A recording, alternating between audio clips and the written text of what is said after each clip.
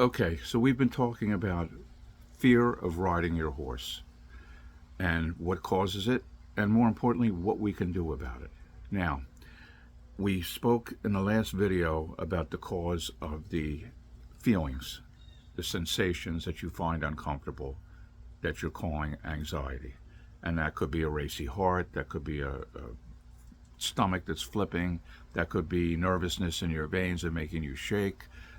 These are all physiological symptoms, a reaction to the brain chemicals that are released from the thought that you thought. And so they say nothing about how good of a rider you are. They say nothing about how brave of a person you are. They're physiological sensations caused by a release of neurochemicals that, in a sense, we don't have a lot of control over once that process happens. But we do have a lot of control over what we think and continue to think about. What we think, we can't actually stop a thought from popping into our head because sometimes they're spontaneous, sometimes it's a result of what someone else says. But we can decide to either focus on that thought or not. We can decide to do certain things to make it less likely that you're going to be fixated and continuing to think about that thought over and over again. So, some of the simple things we can do. Number one, let's talk about breath work because breath is the conduit between your mind and your body. And so, it's a great place to start in terms of lowering the level of symptoms that you feel. And how do we do that? Well, we want to, first of all, stop and think about our breath. And that alone is going to change the dynamic because if you don't keep thinking thoughts that are scaring you, that's a big plus right there. That's a big win. So by focusing on your breath itself, you're taking away the option of thinking something that's going to continue to frighten you.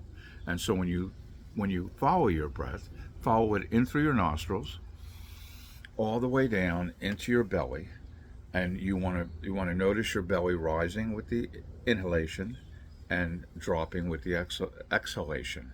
And this is how you know that you are getting all the way down into the deeper chambers of your lungs.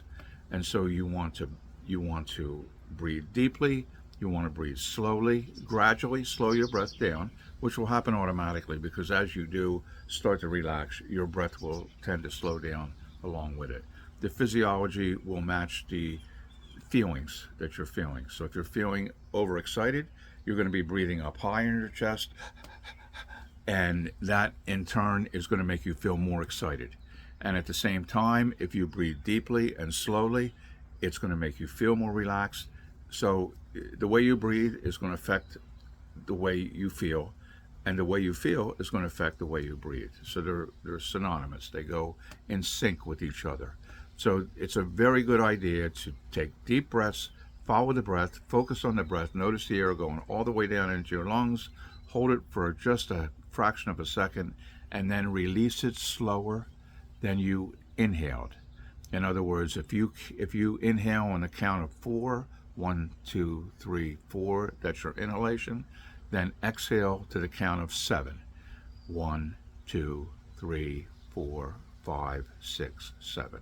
By stretching out the exhalation, by stretching out the exhale, you're going to calm yourself down naturally.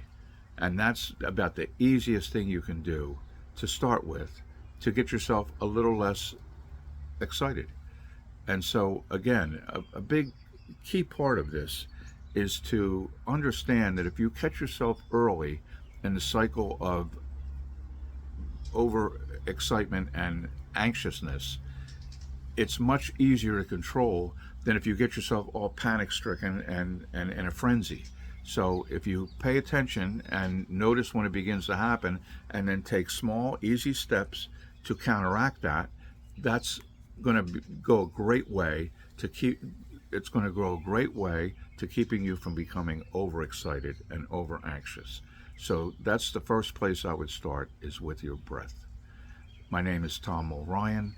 You can find me on equestrianhypnocoach.com, or you can pick up a copy of my book, which has a lot of tips for people who suffer from riding anxiety. And the name of that book is Get Back on That Horse. It's available on Amazon, and I look forward to speaking with you again in the future.